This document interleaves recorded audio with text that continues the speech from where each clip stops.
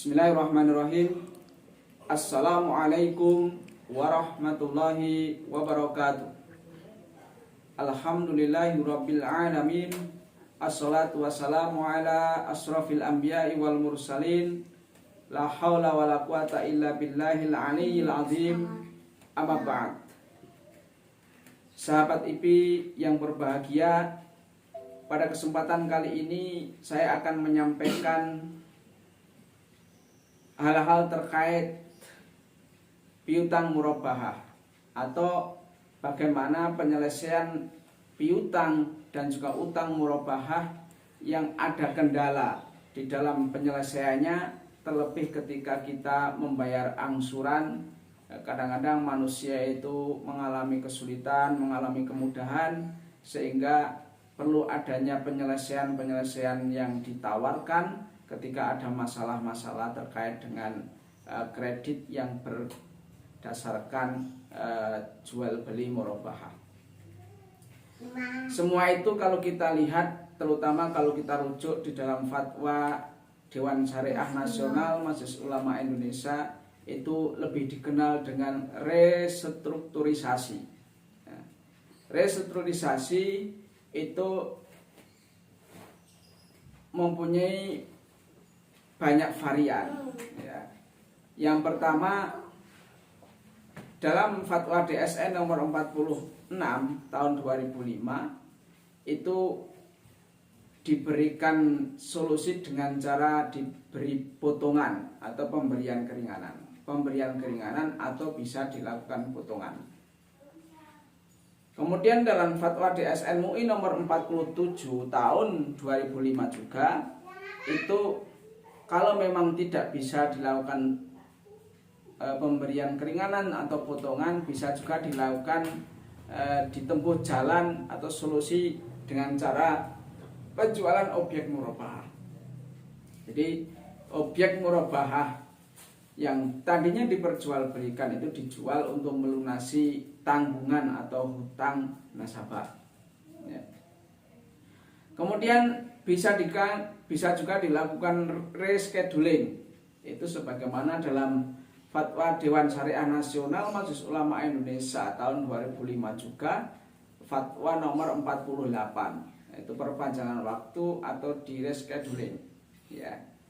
Kemudian ada juga yang solusi yang ditawarkan oleh fatwa DSN Majelis Ulama Indonesia tahun 2005 juga, fatwa nomor 49, itu dengan cara dikonversi ke akad yang lain. Konversinya bisa dengan cara ijarah muntahiyah bitamlik IMBT mudharabah, atau juga bisa dengan cara akad atau dikonversi ke akad musyarakah. Sahabat IP rahimakumullah, semua solusi yang saya sampaikan tadi nanti akan saya jelaskan lebih detail. Namun landasan hukumnya sesungguhnya ada secara umum dalam Al-Quran dan juga mungkin dalam sunnah Rasulullah SAW. Al-Baqarah ayat 280 itu telah berbicara terkait hal itu. Wa in kana dzu usratin fanadhiratun ila maisarah wa antasaddaqu khairul lakum. Tatkala ada kesulitan, orang yang meminjam sesuatu itu mengalami kesulitan, maka sebaiknya apa sikap kita? Fanadhiratun ila maisarah, maka hendaknya ditunggu sampai orang yang berhutang itu mendapatkan kemudahan, mendapatkan kelapangan. Itu kata Allah Subhanahu wa taala. Itu solusi yang pertama, Jadi kita tunggu sampai mendapatkan kelapangan. Dalam proses penungguan itu bisa dilakukan dengan berbagai macam upaya, baik diperpanjang waktunya, dilakukan pemotongan, atau kemudian dikonversi ke akad yang lain. Wa antasaddaqu khairul lakum, atau engkau sedekahkan, engkau ikhlaskan, itu jauh lebih baik kata Allah Subhanahu wa taala. Tetapi mohon maaf, langkah yang kedua yang ditawarkan oleh Al-Qur'an ini, kalau dipraktekkan di era kontemporer, terlebih terkhusus dalam lembaga keuangan syariah atau lembaga profit, ini kurang begitu sesuai. Dikit-dikit ada kredit macet diikhlaskan, dikit-dikit ada kredit macet diikhlaskan, bangkrut. Lembaga keuangan syariahnya bangkrut. Mungkin kalau secara personal itu mungkin, tetapi kalau secara di lembaga profit itu saya rasa agak sulit ya.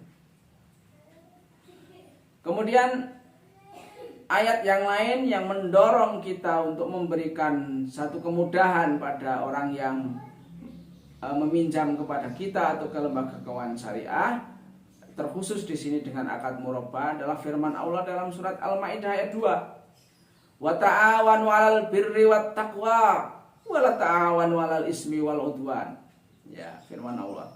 Dan adalah kalian saling tolong menolong dalam kebaikan dan ketakwaan. Wa la ta'awanu 'alal ismi dan udwan. Dan janganlah kalian saling tolong menolong dalam hal dosa dan permusuhan. Ya. Hadis Rasulullah rawahu Tirmidzi mengatakan, as-sulhu jaizun bainal muslimin illa sulhan harrama halalan wa ahalla haraman wal muslimuna ala surutihim illa syartan harrama halalan wa ahalla haraman.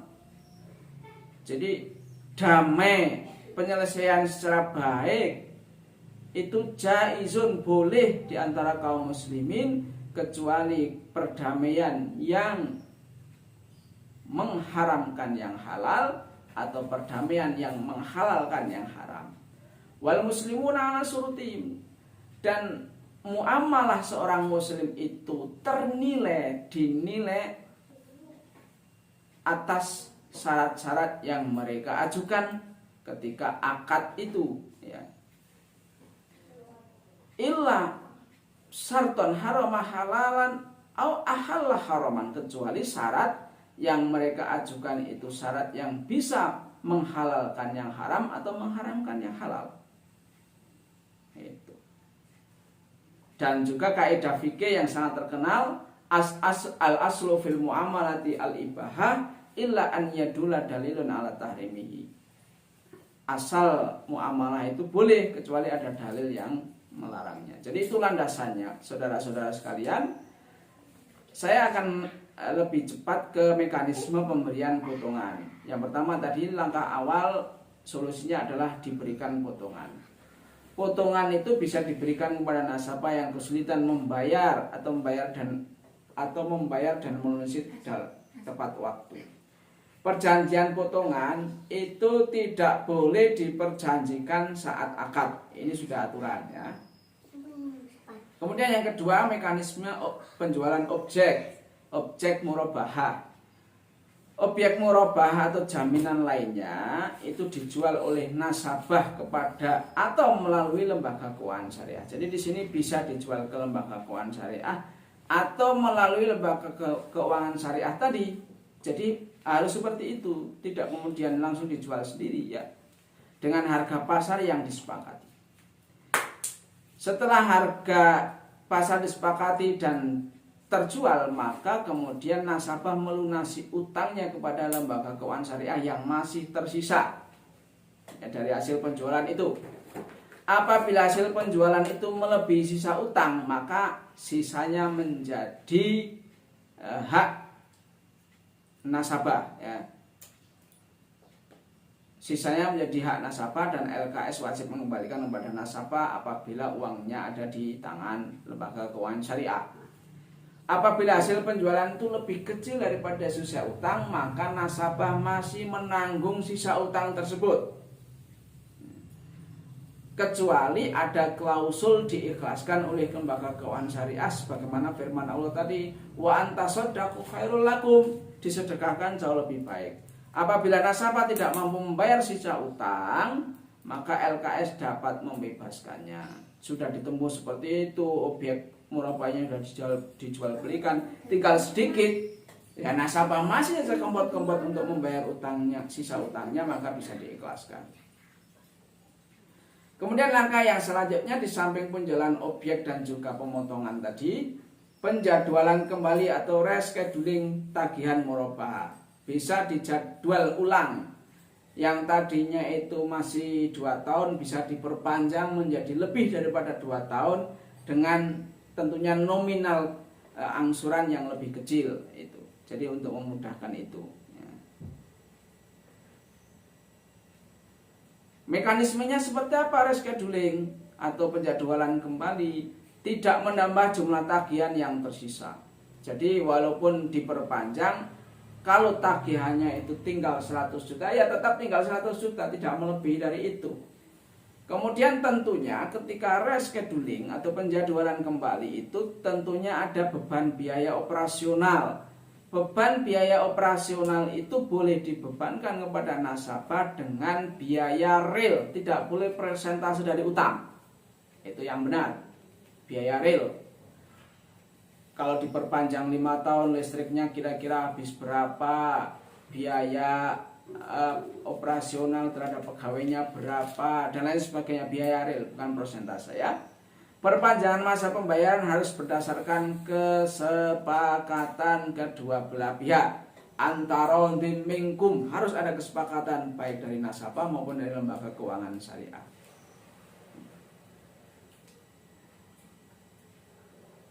Itu solusi yang yang ditawarkan. Kemudian solusi terakhir yang ditawarkan kepada para nasabah yang mengalami kesulitan dalam pembayaran akad murabahah itu adalah dengan cara mengkonversi ke akad yang lain. Jadi konversi akad murabahah artinya dari akad murabahah dikonversi ke akad yang lain. Landasan syar'inya apa? Masih seperti dalil-dalil umum yang saya sampaikan di awal tadi ya. Wa in kana dzu usratin fanadiratun ila maisarah wa halallahu al-bai'a wa harrama riba ya ayyuhalladzina amanu la ta'kulu amwalakum bainakum bil batil dan lain sebagainya. Ada wa ta'awanu 'alal birri wat taqwa wa la ta'awanu 'alal ismi wal 'udwan. Mekanismenya seperti apa ketika kita mau mengkonversi, mengganti dari akad murabahah menjadi akad yang lain ya. Kenapa kok harus dikonversi? Artinya diganti dengan akad yang lain. Karena menurut pandangan lembaga keuangan syariah, nasabah masih prospek untuk dilanjutkan dan diajak kerjasama ya. Langkah pertama tentunya sebelum dikonversi dengan akad yang lain, objek murabahah dijual oleh nasabah kepada LKS. Jadi udahlah, objek murabahahnya itu dijual saja pada lembaga keuangan syariah dengan harga pasar yang disepakati. Jadi setelah dijual, pada dasarnya objek murabahah menjadi milik mutlak lembaga keuangan syariah. Setelah itu nasabah melunasi utang kepada lembaga keuangan syariah. Ya, apabila lebih ya nanti akan dikembalikan, apabila kurang ya masih menjadi tanggungan nasabah tentunya.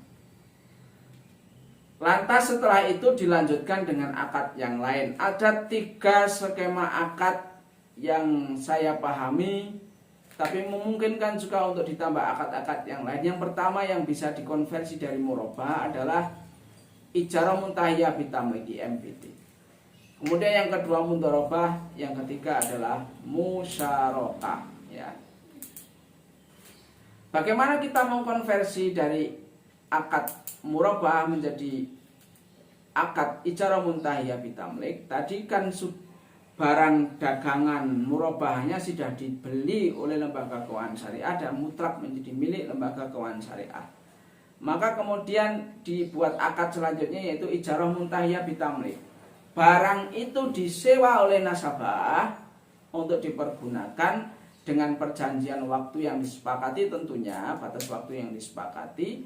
Di akhir periode ijarah atau sewa, maka barang itu nanti menjadi milik nasabah, baik itu dihibahkan atau mungkin dilakukan akad jual beli ketika nasabah sudah mampu untuk membeli. Itu namanya ijarah muntahiyah bitamlik. Kemudian skema yang kedua ya, skema yang kedua pengalian akad murabahah ke akad yang lain adalah dengan cara mudharabah. Ya, dengan cara mudharabah. Misalkan barang tadi itu adalah barang yang bisa dipakai untuk bisnis, lantas kemudian alat atau barang tadi dipakai oleh nasabah, tapi kan modalnya barang tadi dari lembaga keuangan syariah, sehingga lembaga keuangan syariah di sini kedudukannya menjadi shahibul mal, kemudian nasabah kedudukannya menjadi mudharib atau pelaku usaha. Kalau ada keuntungan dari barang tadi yang dikembangkan oleh nasabah, maka kemudian dibagi, ya. Ada nisbah bagi hasil antara keduanya yang disepakati sebelum dilakukan bisnis. Itu namanya peralihan dari akad murabahah ke akad mudharabah. Demikian bukan dengan akad musyarakah. Tentunya beda-beda tipis dengan mudharabah. Intinya di musyarakah itu modal utamanya tidak hanya dari lembaga keuangan syariah atau dari satu pihak, tapi kedua belah pihak berkontribusi di dalam modal dan berkontribusi di dalam pengembangan usaha, sehingga nanti disepakati pula nisbah bagi hasilnya antara kedua belah pihak. Berdasarkan kesepakatan tentunya juga memandang kontribusi masing-masing atau kontribusi kedua belah pihak, sehingga nanti baru disepakati nisbah bagi hasilnya berapa persen.